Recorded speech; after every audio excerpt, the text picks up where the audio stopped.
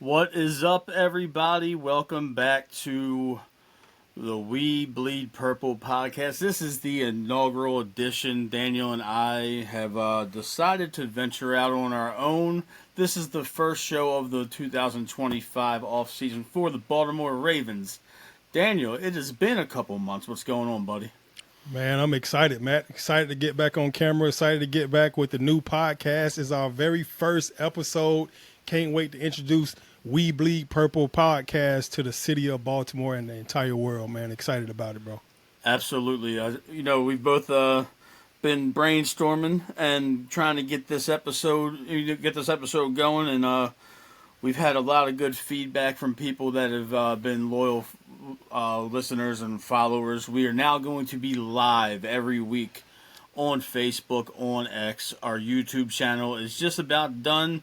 It'll be ready probably the next day or so. So, Daniel, a lot's happened in the Ravens Nation since the season ended and we signed off for the 2024 year. Ronnie Stanley signed him back to a 3-year deal for $60 million. Re-signed Tylan Wallace. Re-signed Project Pat. Added a couple free agents. We'll talk about them in a few minutes. So let's start off with Ronnie Stanley. He had a really good year this year. Mm-hmm. And, he got paid again. Yeah, we call that a contract year. You have a great year when that contract's up. Ronnie he's had a lot of injuries, man. I hate it for him, man. He signed that big deal and had a ton of injuries that kind of kept him out a couple of years through the contract. And I think the Ravens felt like they didn't get enough out of him probably early on. But then last year, he got a chance to play the entire season. He was healthy the entire season. He looked phenomenal, man. Like he was probably the best offensive lineman we had last year. He just did a phenomenal job on the edge and protecting Lamar and, put us in a great situation where we had a chance to go back to another Super Bowl last season. Now that this season is over with, and the offseason has started, this thing has gotten crunk up and has been, absolutely live the entire offseason.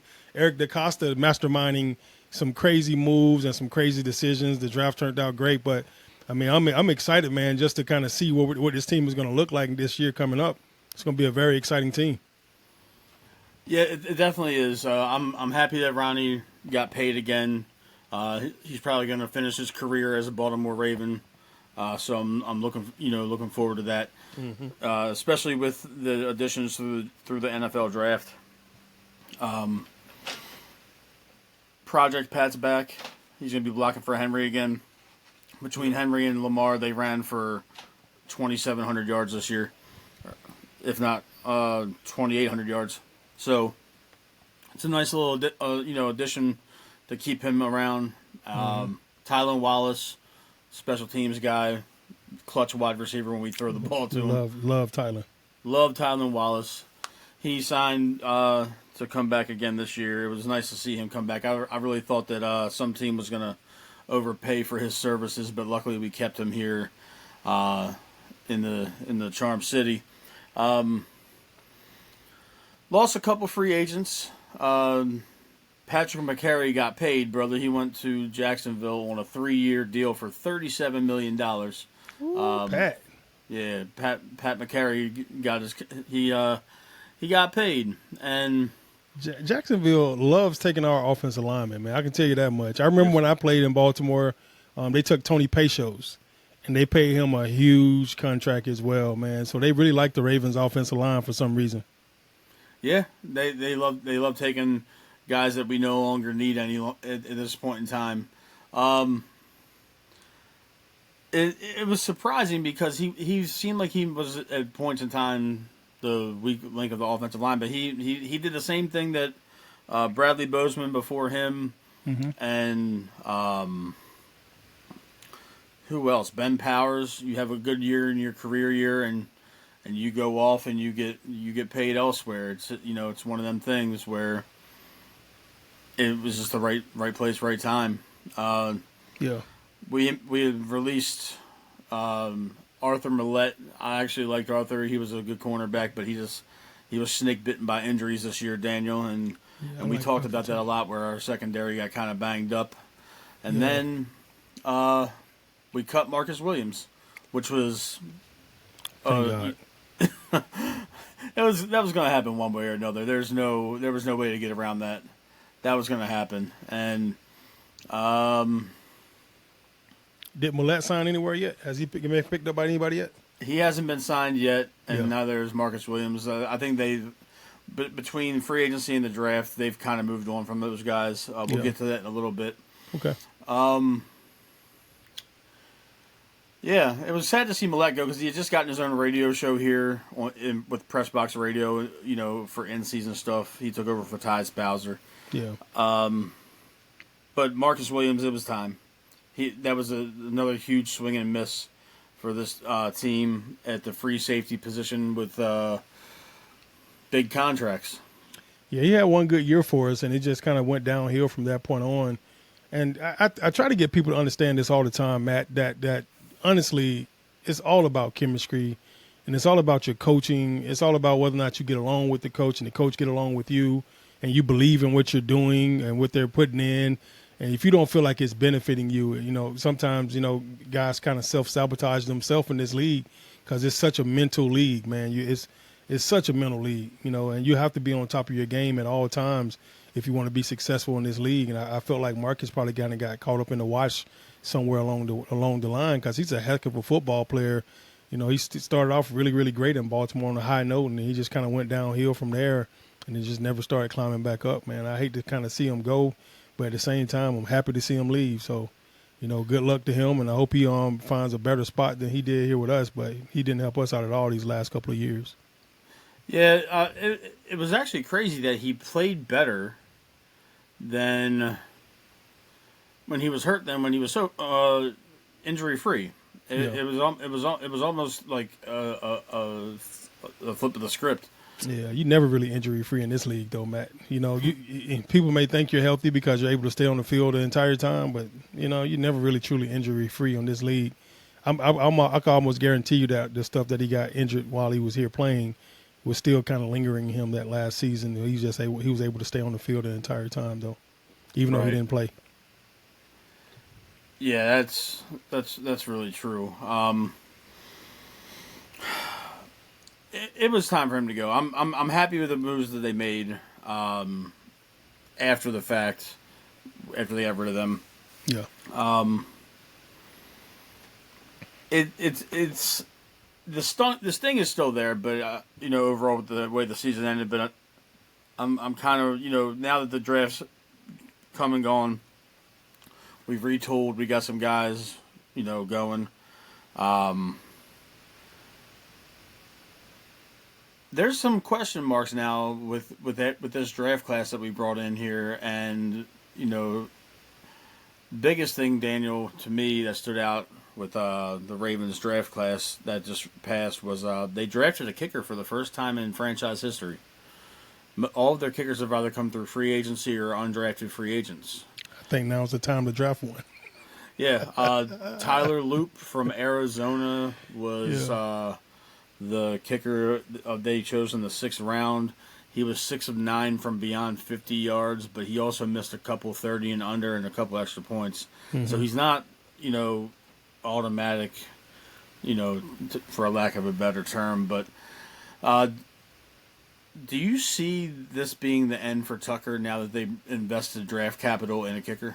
Honestly, Matt, I'm surprised Tucker is still on the roster right now. I thought they would have moved on this offseason with all the allegations and stuff going on. I mean, I feel like every week you turned around and another girl was coming out of the woodwork saying that he had, sexually assaulted her. So I'm actually surprised Tucker is still on the roster.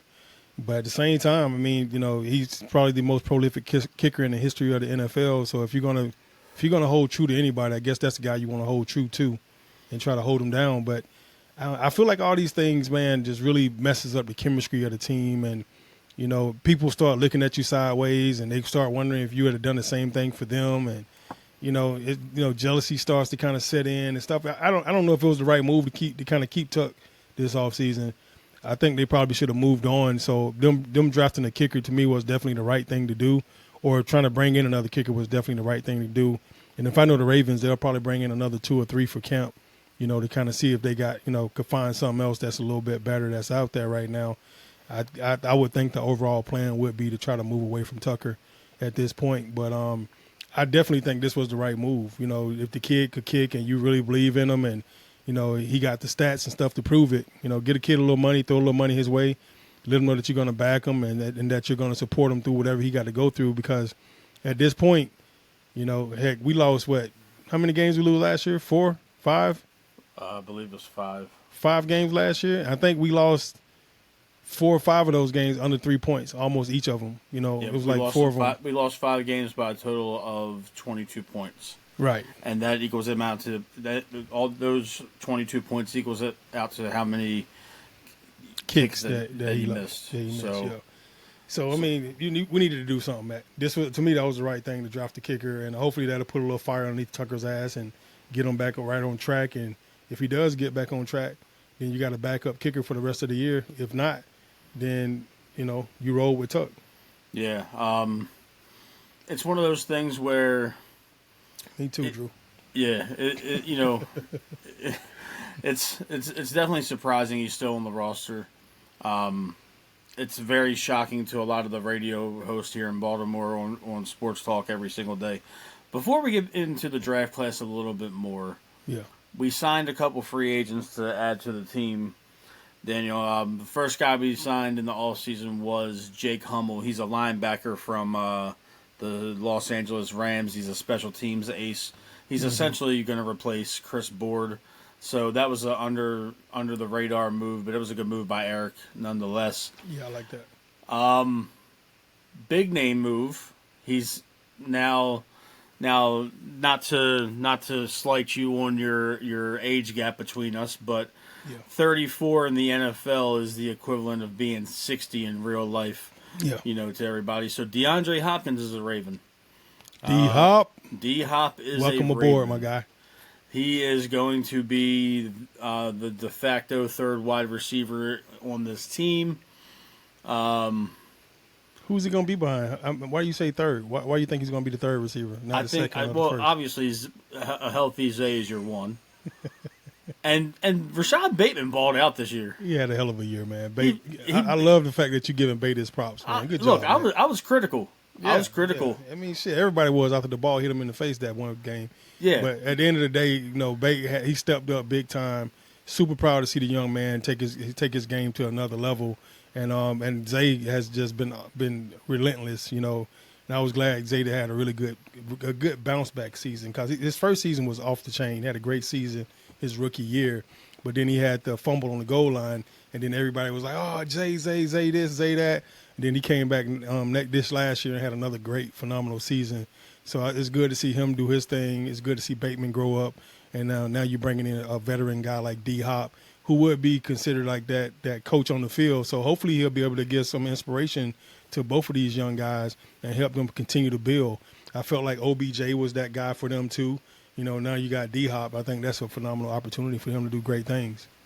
Absolutely. There's no doubt about that. Yeah. Bateman averages over 5 yards of separation every time he's, you know, running the route on the field. Yeah. That's incredible. I mean, you played in the league for a dozen years. Yeah, that is insane. I'm a little bit upset that they actually got that stat because that was one of my gifts, separation. I wonder where I would rank in that category if I was still playing right now. Yeah, you know, because nobody really handled me in and out of breaks and out of cuts, so I created separation all the time. So, but you had Helen Keller throwing you the football, so yeah, man, tell me about it. Hell, the blind leading the blind, 3 blind mice. That shit was crazy. I'm not gonna do it. We've been gone too long. I'm not gonna start, man. You know, crank them up. You know what? Now that we're not bounded by chains of being on a network and we're flying solo, this is gonna be a little bit more unhinged than in previous years. Shit, you can speak your mind now, Matt. Yeah, we actually can. It's our show. We can definitely speak our mind now. When I tell you I'm happy as shit about that, I'm ecstatic. Yeah, absolutely. Because, yeah. I think D-Hop was a great addition, though, man. Like, I think going out to pick him up, you bring in another premier receiver that could demand a little bit of respect. And I think that gives Lamar a legitimate another target. And the best thing about D-Hop, he's kind of like a Larry Fitzgerald type now. He just his hands are almost automatic. You throw it in the vicinity, he comes down with it. Yeah, that's uh that's all we can ask for at this point. Um, Daniel, this is my boy Joe. He's very active on our baseball chats. He's a Baltimore dude from he's down in the South now, down not too far from you. He's in Arkansas. Uh, before you joined Joe, YouTube gave me a little trouble verifying us, so we'll be live on YouTube for the next show. Yeah, but D Hop provides that veteran presence that we need in that locker room, and that we need in the wide receiver room. He's gonna be good for the team. Yeah, every team I've been on, we had an older guy that was a wise vet, savvy vet that was at the top of his game for a long time, and he always came in. He was kind of like a coach on the field. I think D Hop is still I think he still has some of his prime. Mm-hmm. So it'll be kind of interesting if he could stay healthy this year to kind of see what happens. Lamar has shaped up and just kind of evolved into just such a dynamic passer, such a dynamic runner, and such a dynamic football player to be able to bring in somebody like D Hop who has sure hands, especially after we ended the year on a drop last year, right? So you want to bring in guys that's going to be sure-handed and not make mistakes and continue to be phenomenal with the ball in their hands, man. I'm excited about D Hop being a part of this roster. That's a jersey I may actually purchase. Okay. It'll be wild seeing you wear something that's not 83. Right. It's hard. It's hard, man. I'm telling you. Speaking of the roster and the pass catchers, did it shock you that Mark Andrews made it through the draft still as a Baltimore Raven? No, absolutely not. Mark Andrews is an absolute dog. I mean, first of all, look, one thing we're not going to do on this show is hate on the tight ends, all right? We're going to hold them down all the time. The tight ends hurt. in the house. Hurt. Everybody was hurt. I was but, hurt. Hey, ain't nobody perfect in this world. Yeah, Mark had a drop. It is what it is. At the end of the day, he has done so much more for this organization that one drop would not take this man out. If Justin Tucker could still be on this team after missing all those kicks, we ain't going to beat up Mark for one drop, okay? Now, okay. And one fumble, I'm sorry. One drop and one the fumble. fumble was egregious. The fumble was absolutely egregious. It was in the middle of the fucking field. The man was making his ass. He was doing everything he had to do to try to make the extra yard. You can't be mad at the guy for that. No, I'm not. I can appreciate the effort. I'm gonna be mad forever. But you played in this league a very long time, and I dropped the ball. I don't remember. That's not where I'm going with this. I want to bring I got up too many concussions. I can't remember my drop, but I know I dropped one. Okay, At least one. I'll give you that. But I wanted to ask you about this part of it because you guys get training on how to deal with the media and how to speak to them. Correct. We just started our off-season workouts last week, and Mark Andrews told the media that he dropped the ball because he had snow and rain-soaked gloves. Yeah. And I believe that is an excuse 3 months later, almost to the day. Yeah. How do you feel about his justification, knowing that he didn't talk to the media after the game, he didn't talk to the media at locker clean-out day? There's no excuse. Okay. There's no excuse. I mean, if you drop it, you drop it. It is what it is. It doesn't matter why you dropped it. At the end of the day, you dropped it. So to me, there's no excuse. If your gloves are so soaking wet and they're rain soaked and snow soaked or whatever, swap them out. We got 100 gloves. We can swap gloves out. He could put on a different pair of gloves every play if he wanted to in this league. Nobody's going to stop him. If he tell the trainers I need another pair of gloves, they would have gave him another pair of gloves. It was bad weather that game. It did rain. It did snow. It did snow sideways. It was windy. It doesn't matter why he dropped the ball. At the end of the day, he dropped it. It is what it is. It's over. It's past us now. We're finna start a new season. I can't wait to be excited for these gentlemen to go into this next season because I think this is going to be probably a year to remember. Like, it's going to be a crazy season this year. I'm just praying that everybody can stay healthy. Yeah, that's the biggest thing. We got some other situations looming with this team right now. Yeah. One of them being Derrick Henry's contract situation. Mm-hmm. He's not going to play at the current deal that he has, especially after Saquon just got $20 million a year. Oh wow. You know, from Philly. I don't think they're going to go that rich, but I don't think Henry's going to try and price gouge him either. Obviously, that's important to get done to keep the offense together and to be, to maintain continuity. But Josh Allen received a 6-year contract extension, $330 million with $250 million guaranteed. What? That happened. That's what happened when you beat Lamar Jackson. When you beat Lamar Jackson for MVP.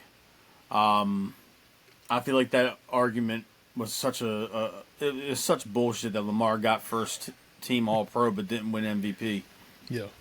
The same people vote for the same goddamn thing. It doesn't make sense, Daniel. Yeah, that award, to me, the award should have went to Lamar Jackson hands down. But I mean, the man got 2 MVPs already. I mean, how can we? I mean, he could get MVP every year. To be honest with you, but he's that dynamic of a player. You deserve it. You deserve it. Yeah, he's one of a kind, man. The dude is in the league with all of his own, and I hate the fact that we keep losing in the playoffs. These last 2 years will hunt us forever. You ask me, because it's 2 years we should have had a Super Bowl back to back. 2 Super Bowls right now for the Baltimore Ravens right now in this decade is huge. Just to think that we missed out on getting 2 Super Bowls, number 1 rushing offense 2 years in a row, number 1 running back last year, the best rushing offense, the best passing offense, the defense picked up for the second half of the year, and when they're playing lights out, number 1 defense the last probably 5 or 6 weeks of the season. And it's just, it's sad, man, that we somehow find a way to lose 2 years in a row and not bring home the Lombardi Trophy. Now this year is another year that we're all hoping, dreaming, and praying and wishing. And I don't want to end up being a Dallas Cowboy fan. I just started to be a fan for real. So the last thing I want to be is like a Dallas Cowboy fan where I'm every year talking about this is our year. Right. You know what I mean? Yeah. Does this last 2 years kind of give you the 2006 vibes where? Don't remind me. That was you. I mean, that wasn't your fault, but you were. It was my fault too. Shit, I was on that team. Yeah, you were on that. I mean, it's got to haunt you forever, no matter what. I'm not trying to be insulting in any way, but like you said, this is going to haunt this. This is going to haunt this team for a long time. Yeah. But with Josh Allen getting $250 guaranteed, Lamar's contract is for $250. Right. And you can make an argument that Lamar's better than Josh Allen no matter what, and that's how it's always going to be. Yeah. There's been early rumblings that Lamar's looking for $350 to $355 with $270 guaranteed. Now you got to do it. I'm with it.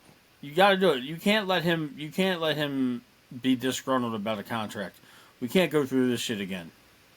Yeah, to me, it's a no-brainer to me. Yeah. If Josh Allen got that, hey, let's one-up him. It is what it is. Lamar, to me, I think Lamar is the best quarterback in the league, and we're putting pieces around him so he could be successful. That's one thing I could really appreciate our front office for. We got the best front office in the NFL. So they're doing everything on their power to surround Lamar with greatness.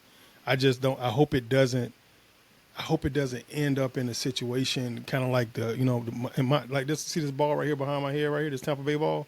Mm-hmm. I hope it don't end up in a situation like that where they end up having to fire the head coach and then you bring in somebody else, and then all of a sudden they go and win the whole thing because they got a little spark or something. That was Tony Dungy's team, and John Gruden was able to win the Super Bowl with Dungy's team. All he did was come in and be the OC and just put together a decent offense to go along with the best defense in the history of the NFL at the time. I hope it don't end up one of those situations where they end up having to get rid of Harbaugh in order for Lamar to win a Super Bowl. To me, it's there's 2 years in a row that you let one slide through your fingers, and here we are rolling up on this one right here again. And arguably, the last Super Bowl we won in 2012, they arguably probably should have won it in 2011, that year prior to that too, where they went to the AFC Championship and lost. And Ray said, "We remember this feeling," and all that stuff. Had the big speech and came back and win the next year. Yeah, by my count, we should have 5. Yeah. At least 5. and we got two. And I'm forever grateful for those two. So yeah, Lamar's gonna eventually get his contract because he counts not this year coming up, but next year for 2026. Lamar's cap hits $80 million, and they're not gonna let that happen. They're gonna have to extend him either now or next offseason. So that's where we are with that.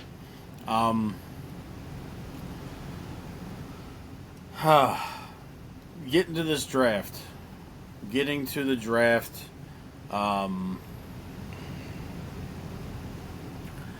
Drafted Malachi Starks, the free safety out of Georgia, in the first round.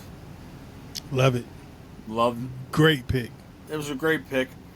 I'll be 100% honest. You're not excited enough, man. It was a great pick. No, it was a great freaking pick, man. Like when I wanted the other safety. The thing we argued about more than anything last year was that safety spot next to Kyle Hamilton, right? You're right. Yeah, our defense struggled badly about this spot. Go ahead, man. I had to think about it, D, because here's the thing. I wanted the dude, Eamon Worry from South Carolina, the big dude, the one that ran the 4.4, 6'3", 220. Yeah. But we got one of those already. We got Kyle Hamilton. Right. So having two Kyle Hamiltons might be great. But once I thought about it, you can slide our Darius over to strong safety, which he's better suited for because he's not a ball hawk. He's a heat-seeking missile. Yeah. So you have Malachi Starks playing center field, and then you got our Darius Washington and Kyle Hamilton playing closer to the line of scrimmage. Mm-hmm. That's going to be some trouble. I agree. So after thinking about that, and then watching the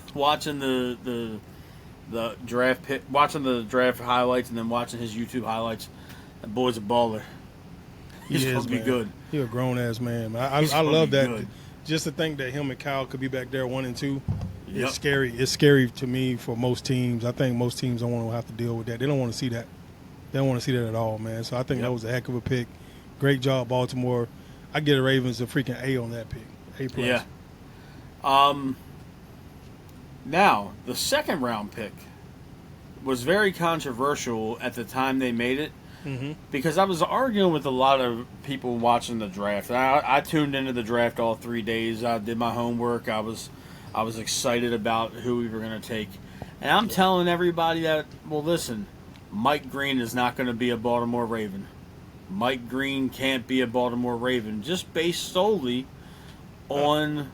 You don't know shit. I don't know shit, obviously. But just solely based on the allegations that are out there, even though he didn't get criminally charged or convicted on it. Yeah. With the temperature of the team and Justin Tucker, and then you go and draft this dude. Now, he's an arguable top 5, top 10 talent of this draft. If he doesn't have those allegations, Mike Green's not a Raven. Yeah, I love it. The fact that we were able to grab him is huge. It was huge. Right. And you sat in plenty of these meetings evaluating draft talent, and you know firsthand what Eric's thinking when it comes to taking guys off the board completely. So do you trust that Eric did his due diligence 1,000% with this pick before drafting him? Yeah, so the way it normally happens, Matt, is, these guys get cross-evaled. When I say cross-eval, so you'll have an area scout in that area. The area scout will go down. He will evaluate him. He will talk to everybody in the building that he could talk to about the current player or set player. So he would have talked to the head coach. He would have talked to the position coach. He would have talked to the strength coach. He would have talked to the academic advisor. He would have talked to the academic AD. He would have talked to teachers if he had to. But he would have tried to find out all the good, the bad, the ugly about this person. He would know who their mom is, their dad is, what their jobs are. If he got a girlfriend, if he got 2 girlfriends, he got a wife and a side chick, he would know all that stuff. By the time he's finished, when he finished with that, then he would reach out to the area recruiter, and then he would come out and do the exact same thing. So The area scout would do it, and then the head scout, the head region scout would come out and take a look at him. Then the position coach would probably come out and take a look at the kid if they really like him. And then they do interviews at the combine and do interviews at home. You know, they'll reach out to these guys multiple times to kind of get a good vibe and a feel for who they are. So by the time they draft them, they know exactly what they're drafting and who they're drafting and whether or not this kid just made a mistake or whatever. You know, so I think they did all the due diligence they could possibly do. And Eric is super thorough. Like, he challenges every single scout in the organization to be better. I mean, to be a better version of yourself, to go deeper, to dig a little bit deeper than what most scouts would. And more than anything, he want to make sure that this guy is a Raven. He's not going to draft a guy that he don't think is a Raven. He's not going to draft a guy. He's not going to risk messing up the chemistry of this locker room just to get a player. He's going to bring in the type of player that should have on an absolute Raven jersey. And he's going to feel like this guy is through and through an absolute Raven. He has to be one of us, and that's why he drafted him. Another thing that they're going to do, Matt, they're always going to take the best player on the board. I don't give a damn who it is or what position he play.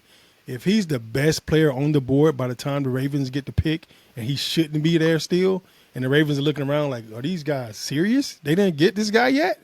They're going to leave him for us to steal him? I'm going to move up. I'm going to take a guy that I would have took in the first round that ends up being a second-round guy. I'm going to take him all day, and that's why the roster is always stacked with studs. It's full of studs because they always take the best available player. Now, when I say that, in order for people to get a real gist of what I'm saying, they'll have an entire board the size of 30 foot long, probably 8 feet tall. And on that board, they have every single college player that's out there right now on that board. And then they will go through each college player and rank who's the best player in the draft from 1 all the way to 300. It's funny you mentioned that because the Ravens have a yearly tradition at the draft where it's a running gag where they leave up the previous year's draft board written in marker. Mm-hmm. So when they were showing the Ravens War Room, it was the 2024 draft and not this year's draft. So it was pretty cool. Also, shout out to Eric's son. He got to sit in the War Room for all 3 days. I'm jealous. I'm going to be jealous forever. Yeah. You know, high school kid gets to sit in there with Hall of Famers all over the place and just draft potential future Hall of Famers. Yeah. So, moving on to the third round of the draft, it seems like the first 3 rounds of the draft, the Ravens drafted somebody that should have been drafted in the previous round. Emory Jones, the offensive lineman from LSU, had a second-round draft grade for a lot of people, and he fell to us in the third round. So he played right tackle for most of his career at LSU. Being as though we got Ronnie and Roger Rosengarten over at right tackle, and Patrick McCary left a glaring hole at left guard, and Daniel Faalele made the Pro Bowl for some reason. Big man. That's a big dude. Yeah. But Emory Jones could probably be a day one starting guard for this football team. That is a hoss of an offensive lineman. 330 pounds, over 6'3", and he is nasty. Yeah. That's a classic Ravens move right there. They go and they get a mauler, and the last mauler that they got in the third round for offensive lineman that really stood out and was a stud is one of your old teammates. Who's that? Marshall Yanda. Oh yeah, Yanda. Yeah, Marshall Yanda. You know, that was a good pick right there. He's going to be a Hall of Famer in a couple years. I like this Emory Jones kid. I think that he can probably plug in at right guard or left guard day one, and he is going to be a monster. He's one of those old school mean offensive linemen that likes to hurt people, from what I could see. I'm watching his highlights right now. That's why I'm turned to the side, everybody. So I'm just watching all his highlights. I like to be able to kind of see guys and remember their feet movement, their hand placement, their pad level, stuff like that when we're talking about these guys. And this guy is super fluid, super athletic. He started at right tackle for LSU, played a little bit of right guard for him as well. Wore number 50. Violent hands, super athletic. When I say drop step and takes off, quick, twitchy, Gets up on guys pretty easily. He it's hard to get away from him when he get his hands on you. And he's like Matt said, he's a violent guy. And I think he'll be a great athletic fit for this line. And the fact that he plays multiple positions already is an A+ in the Ravens room. You know, he's kind of like a utility lineman where you can put him in multiple spots. Usually, if you can play right guard, you can play left guard. He's also played right tackle, so that gives you a guy that can be versatile in 3 different spots for you on the O-line. That's dope. Yes, I believe that he's going to be a starting guard day one. No questions asked, no doubt about it. I think he's going to be there. The middle linebacker they drafted in the 4th round, Teddy Buchanan, a lot of people said he was a reach, but I don't really think that he was like a terrible pick. I think he's gonna push Simpson. I think that's what they drafted him for. But I mean, he's athletic. He can cover, and they need linebackers that can cover. Yeah. But the next draft pick that I know that would garner your interest. Mm-hmm. Colorado speedster, wide receiver, kick return extraordinaire, LeJohntay Wester. Yes, sir. One of Dion's boys. I love it. Is a Raven. Yeah, we could have grabbed 2 or 3 of those guys out of it. Yeah. I wanted Jimmy Horn. Yeah. I thought Jimmy Horn was going to be a Raven, and they took the other guy, which is I'm totally okay with. Me too. Twitchy, quick, got good straight line speed, screams Raven. He almost reminds you of like a. I'm not going to say he's that yet, but he's got a similar build to Dante Hall. Yeah. Short, compact, but still twitchy and fast. If he can be a reliable punt returner, he's making this team 100%. I think that's what his key is. I think he could do kickoff returns and punt returns for you, and he's a versatile receiver. You can put him outside or inside. He is twitchy. He is fast. He's a speedy guy. Run great routes, man. The kid plays physical, and anybody that's been coached by Dion and his staff is going to be phenomenal players because he's preparing these guys for the NFL, and nobody knows better than Dion about what it takes to be a pro and what it takes to be a Hall of Famer. He tell you all the time he got a gold jacket he didn't buy, right? So to be able to grab one of his guys, man, I think anybody that get any of his players, they're going to be great character guys in the locker room. They're going to be great men. They're going to stay out of trouble. It's going to be a great opportunity for this organization to grow and be a better version of itself just by grabbing some of those guys. I think bringing in a guy like Wester will allow us to be a better version of ourselves on special team. I think Drew was just saying something just now about our special teams have been trash. Trash, the last couple of years. And that says a lot, man, because the Ravens have been built off special teams for a long time. And, when most people have forgotten about special teams, the Ravens put a lot of emphasis on that department, man. And if you can win 2 phases of the game every single game, most of the time you're going to win that game. So if we win defense and special teams, then we win. If we win offense and special teams, then we win. So special teams should not be forgotten. And bringing in a guy like LeJohntay Wester, I think will allow us to be able to be the best version of ourselves. I can't wait to meet the kid, man. I'm excited that he's on the squad. Yeah, I'm excited to watch him play too. There's another guy that I'm excited for us to, excited to watch play up here. He's a Virginia Tech defensive lineman. He's a bit undersized, but Aeneas Peebles screams Raven. He could be one of those kids where he's a 6th-round draft pick, Daniel, and he might start his first year. Yeah. If he's better than Broderick Washington out of camp, I think you got to look at it right now. Michael Pierce retired. Shout out to our guy Mike. He ended his career with an interception in a playoff game. So, it was cool to see Mike come back and make another run with us. But now nose tackle is a huge glaring need. Even though they're kind of phased out in the game, Travis Jones is probably going to be that anchor in the middle, and you're going to have Justin Madubuike, playing, defensive tackle. So you're going to have an edge guy, a bigger edge. Aeneas Peebles is undersized, Daniel. He's 6 feet tall, and he's 285 pounds. 6 feet, 285? 6 feet, 285. So sound like Kelly Gregg. Yeah. But Aeneas Peebles tweeted out a not safe for work tweet during the draft saying, "I can't believe these pussies didn't draft me." Yeah, yeah, buddies like that, buddies like that already. But he did get drafted, didn't he? Didn't he get drafted 6 rounds? Yeah, that was after the first 5 rounds. Got you. Yeah, that was he's. If you look up his highlights, the dude is vicious. He plays very physical football, and he's fast. He can Twitchy, brush the passer. explosive. He had one of the highest pressure rates for interior defensive linemen in all of college football last year at nearly 12%. Yeah. I think what he was probably dealing with is the same thing I dealt with in the draft. You have these coaches calling you, saying, "Hey, buddy, if you're still around next round, I'm going to pick you up." He probably got a couple of those phone calls and never actually got the phone call, say, "We're on the clock right now. You're our guy. We're taking you right now."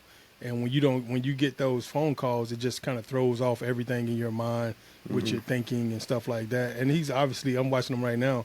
He's an explosive, twitchy guy, low, quick to the ball, plays a great pad level, physical, explosive. Like, he has all the tools, man, on the inside that gives you. He's shifty. He's quick with his hands. Got a nice little swim move, a little spin move. He got some tricks in his bag, man. I like this kid. So I can understand his frustration in saying that, hey, these pussies didn't draft me. Hey, it's a lot of pussies sometimes in those offices, so you just never know. Right. I'm not talking about women. That's that. It seems like the Ravens just kind of went off the rails and just started drafting, some dogs instead of the choir boys. Getting to the undrafted free agents. I know we didn't cover everybody in the draft, but those were the guys I really wanted to focus on. Undrafted free agents is a place where the Ravens are known to make splashes. Nobody was crazy that stuck out this year until I really started to kind of look at them. First one was Northern Iowa offensive lineman Jared Penning. His older brother, Trevor Penning, was a first-round draft pick by the New Orleans Saints a couple years ago. The kid's versatile. He can play a lot of different positions on the offensive line. He's going to be pretty good. If he's not one of those guys that makes the team immediately, he's going to be a practice squad or injured reserve stash away. Yeah. He's that good, and we're always looking for depth across the offensive line, and he's good depth across the interior offensive line. He can play all three interior positions, which is good. Another guy that really stood out to me was Memphis off-ball linebacker Chandler Martin. If you watch his tape, I know you played with him. He reminds you of Tavares Gooden. Is he good? He explosive and fast like that? Yes. He gives T good vibes. Okay. Yes. If you get a chance to look him up, yeah, Duke and ball. I don't know why he didn't get drafted. He's a little light, I guess, for middle linebacker, but he's one of those guys that could be sneaky and make the team. He could be another Christian Welch where he's an undrafted free agent and he comes on and he makes the squad, or an Edgar Jones kind of guy. Your guy EJ. Yeah. He's really explosive, and he's very athletic. And the last guy I wanted to talk about, actually, I'm gonna talk about the running back that we signed, but Drew brings up a good one. Jason Jones is an undrafted defensive tackle, 6'6", 355 pounds. It's a big boy. The Tampa Bay Buccaneers signed that 470-pound defensive tackle I was telling you about. Oh, wow. Yeah. Go ahead, then, Tampa. They got a run stopper. Yeah, they got Desmond Watson and Vita Vea on the same defensive line right now, which is absolutely insane. But the running back I wanted to talk to you about, Daniel, was Monmouth running back Sina Into. Sina Into. He had 25 touchdowns on 109 carries last year. He averaged a touchdown every 6 carries. Spell his name again. Sina what? Sinentoh. He had what now? Tell me his 25 touchdowns on 109 carries. Damn. Well, was balling. And he's probably about 15 pounds lighter than Derrick Henry. He's a big dude. Big boy. Big dude. Real big dude. Yeah, he's a big boy. He runs real rough too. He's a violent runner. Yeah, he's stepping on people's chests. Yep. He's running through people. I know you would like that. Yeah, I mean, I feel like we need more violence coming out of the backfield. Derrick Henry is a big runner, but he's not super violent or physical. He's just so physically imposing that people don't want to hit him like that. I mean, he don't run behind his pass and just punish people every single rep. This kid look like he may punish some people. Like he looked like he got bad intentions the way he run. Yeah, he's not as tall as Henry. He's about 3 inches shorter than Derrick Henry, but he's 235, and Derrick Henry's about 250. Yeah. Even though I believe Derrick Henry's pushing 270, even though I think he's a big boy. That's a big man, right? He's smaller lower body though. That's what it is. Like upper body, he's so huge. Yeah. But usually you carry most of your weight in your lower half of your body. So if his lower body looked like his upper body, then I would agree with you 100%. But he's a smaller lower body guy. He's kind of built like Ray Lewis a little bit. Ray was bigger upper body and smaller lower body. And that rounds out the draft for the most part. There's a couple other guys that we'll eventually get a chance to talk about, as we get into OTAs and we get into, because now if you think about it, Daniel, it's May 1st. The draft or training camp is 2.5 months away. Yeah. It's on and popping, man. We're about 2 months away from torturing ourselves every week.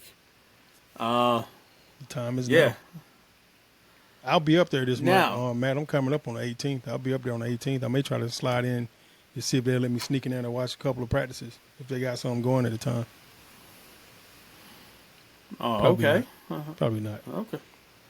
Because that's the weekend, I think. You're family. You're royalty up there. Yeah, but I think it's the weekend. So I think I come in on like a Saturday or a Sunday or something.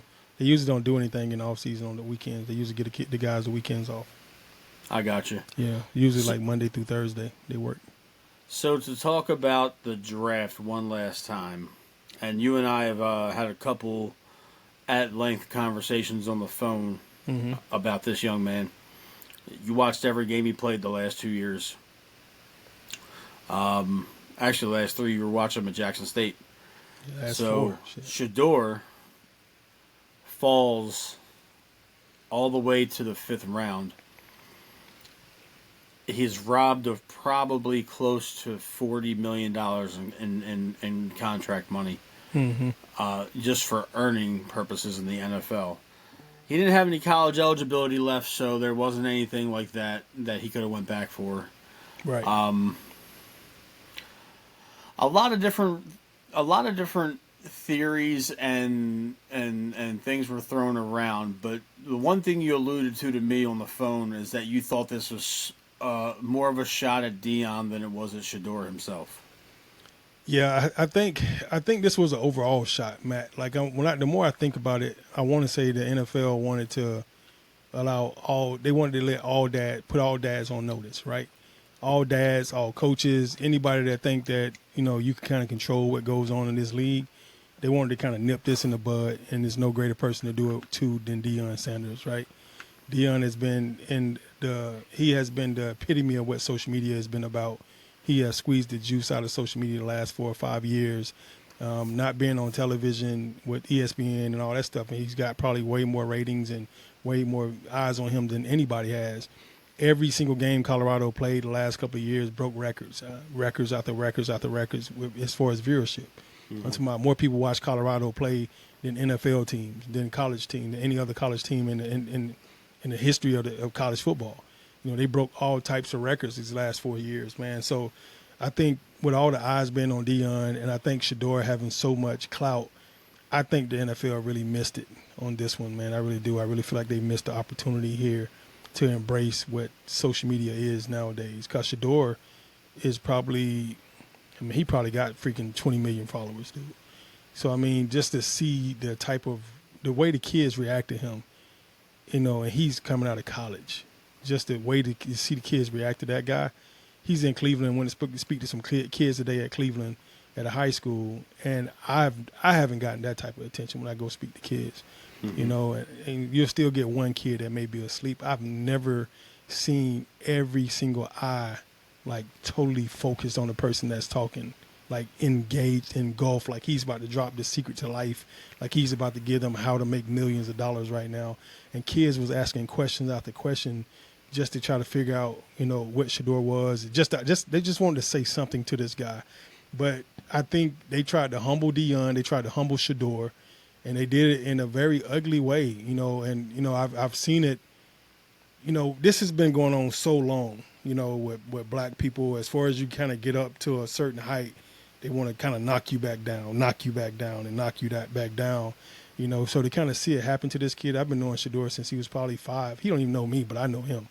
I went down to his home, stayed at his home with his dad, kicked it with him, and played with those guys a little bit down in. You and Deion were pretty tight while he was here. Yeah, we were. We was really tight at one point, man. So when I retired, I kind of went my way, he went his way. But I was around those kids when they was 4 or 5 years old, man. I seen them when they was babies, and I watched them grow up on television. I watched all the TV shows that Deion had, all the way up, from when they played Little League all the way through high school. And Shador has been a winner. Even then, he won all those years, and Little League, all those years in high school. Then he went to college at Jackson State and won those years there. Went to Colorado and turned the team around, and actually left them with a 9-win season, a 9-3 season when they was 1-10 the year before. So right. Just to think that he's put in that type of work. And then this is a guy that started 4 years of college football. He has more games underneath his belt than any other college football quarterback that you could recruit or draft right now. So it was obvious they was trying to make a point. And yeah, I get it. The kid like jewelry, the kid like cars. He's probably bought every car that he could probably get already. He probably don't have anything left to buy at this point. He's probably gotten everything that he ever wanted already. So he would have probably been a lot better for you. And yeah, he's not going to bring social media cameras into your locker room. So to say that he got character issues when the kid's never been arrested, doesn't drink, doesn't smoke, hasn't had any altercation with women. He went to all-white, predominantly white college, didn't have no run-in with girls up there, no trouble with girls or people up there. And you're going from an HBCU to Colorado. Yeah, and then even HBCU where all the girls look like, your mom or whatever, and you come out of there clean too with no issues or whatever. I've never even seen this guy dating a girl in public. I know he's dated girls. I know girls that he's dated, but I never seen them together until after they was already broken up. Like that's how. He runs a very tight ship, man. To me, he's the epitome of what you would want as your quarterback. Yeah, the jewelry's a little bit too much, but Jalen Hurts won a Super Bowl last year, and all they talked about was the diamonds he had on his neck. So what's the difference? Like, you know what I'm saying? So it's a frustrating thing to me to kind of see it turn the way it did, and for them to hurt the kid the way they did, and hurt the family the way they did, because I don't think any of them deserve it. Deion was one of the best teammates I've ever had in my life, and I wouldn't take that back for nothing. Right. Looking at pure talent standpoint at the quarterback position in this draft, I didn't think that he was the top. I did. He was number one for me. He was number one for you. He was number 3 in my eyes. I like the kid Milroe. I put him slightly ahead of him, the Alabama running quarterback, and then Cam Ward. He didn't have the playing experience that Shador had. You're right. You're right. Shador is a 4-year starter and broke all those records at Colorado, broke all the records at Jackson State. I mean, if he'd have played in the SEC and did those things, we wouldn't be having this conversation right now. He's probably the first quarterback taken. Yeah, and keep in mind, Matt, he went to the worst team both times now. Yeah. Jackson State was the worst team in their division. Colorado was the worst team in the history of college football when he came in. They hadn't won in like 10, 15 years. They hadn't been good since Cordell Stewart left. You know, so it's true. It was the worst program, dog. Like, the program should have been thrown in the trash. It was that bad. So to think that he went there, Milroe went to Alabama, bro. Come on. He went to Alabama. Yeah. The dude didn't have no O-line in the last 2 years at all, and still found a way to do all the accolades and all the things that he did. The guy was phenomenal. To me, he should have been number one. He should have been over Cam Ward. And I'm not knocking Cam Ward, because I think he's a phenomenal player too. But all the shit they talking about Shador, arm strength, I ain't see no problem with the guy arm. Not one of those 4 years of him seeing him throw the ball. Yeah, I feel bad for where he got drafted. And I'm not trying to make a joke about Cleveland, Right. like ha ha ha, they're the Browns. But in reality, they're the Browns. Yeah, I'm a Browns fan now. You know, it's And I don't even like how they handled it because I feel like they handled it wrong too. Deshaun Watson's coming back from an ACL tear. He's probably not going to be ready yet. Joe Flacco is their starting quarterback right now, which is insane because he was the starting quarterback as a rookie in your last year. I know, right? You know, and we're still talking about him 16 years later. Yeah. And Proud of him. I'm Go, proud Joe. of him too. Get I'm it. happy Steal that for money. him. Stealing money over there, Joe. I see you, baby. And then they traded for Kenny Pickett. Yeah.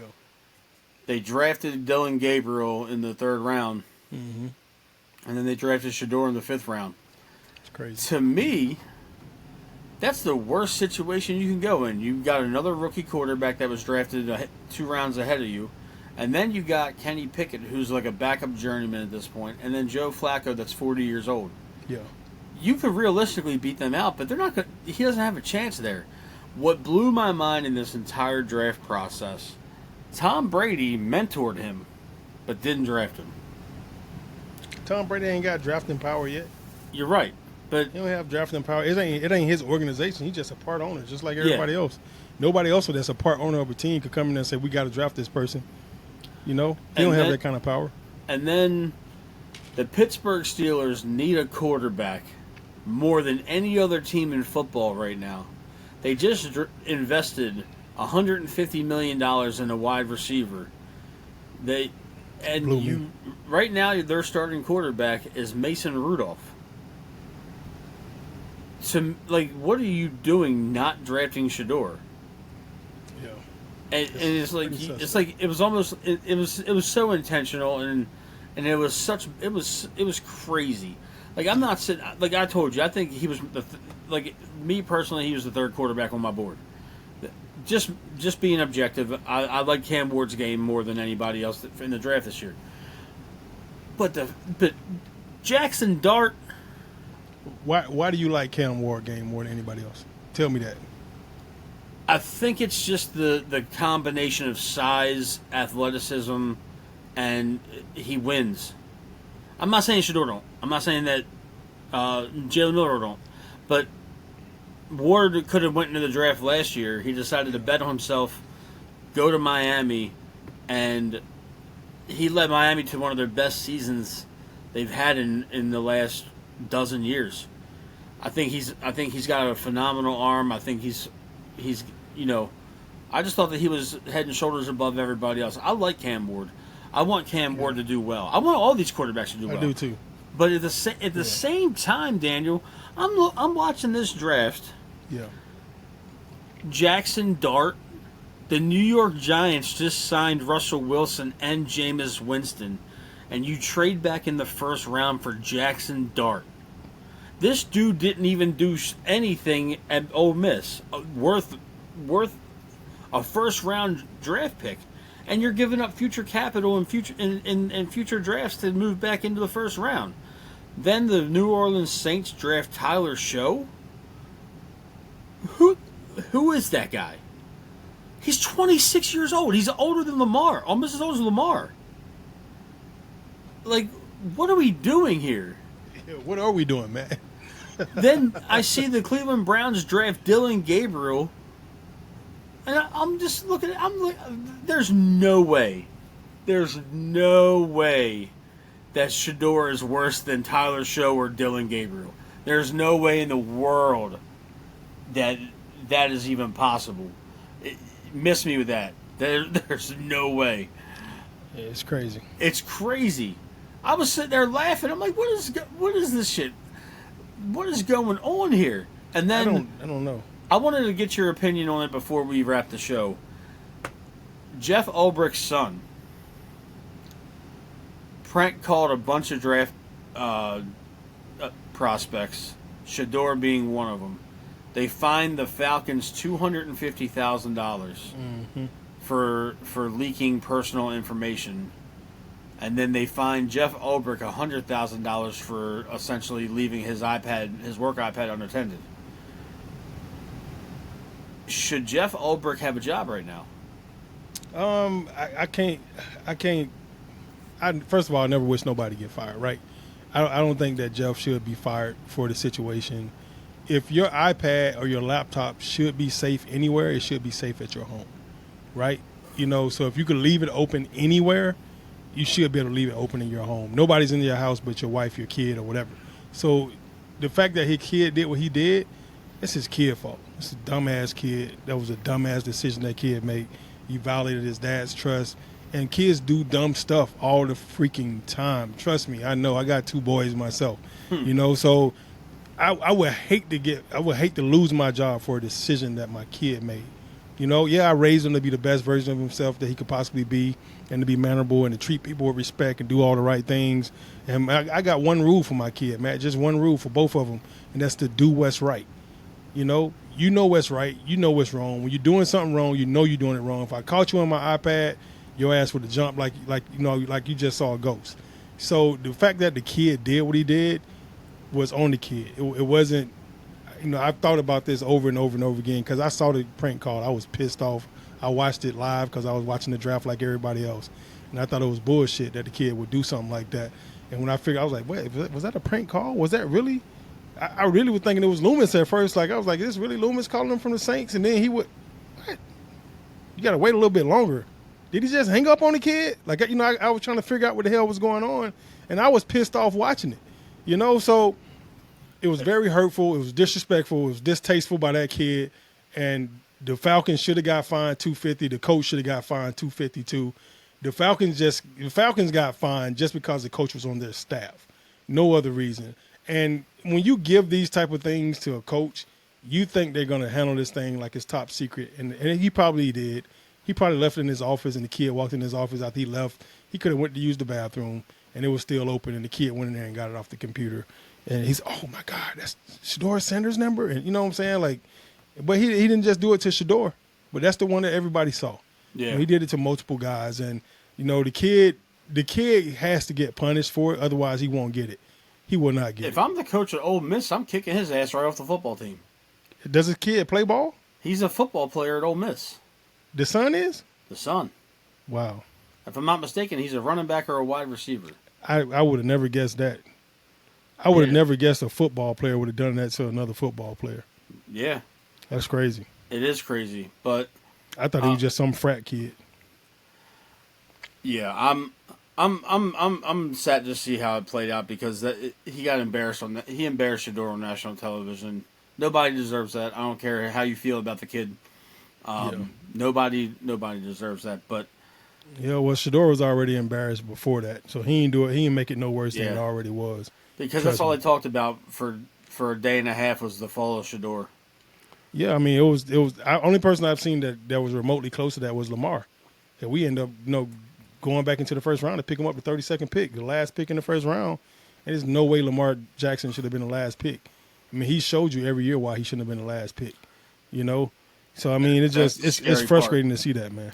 That's the scary part. An underappreciated and overlooked quarterback getting slighted by every team in the NFL has a chip on his shoulder. Lamar's made the league pay at every turn. But that'll do it for the draft coverage. That'll do it for the Baltimore Ravens coverage for that'll catch us up for the Ravens offseason so far. Daniel, it was good getting back on screen with you, buddy. It's been a minute. Your business is thriving down in Atlanta, so carving out time to sit down and do this. Wanting to just to let everybody know that's watching, Daniel came up with the name for the new show. His graphic designer gave us a really nice logo.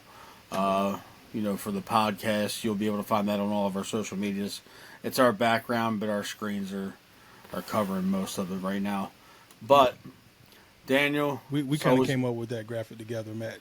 All I did was take the graphics that your graphic designer came up with and then just sent it over to mine, and they kind of tweaked it a little bit to kind of freshen it up and make it a little bit popular. I think that's a great design. We could use it for T-shirts, banners, whatever we could do, hats.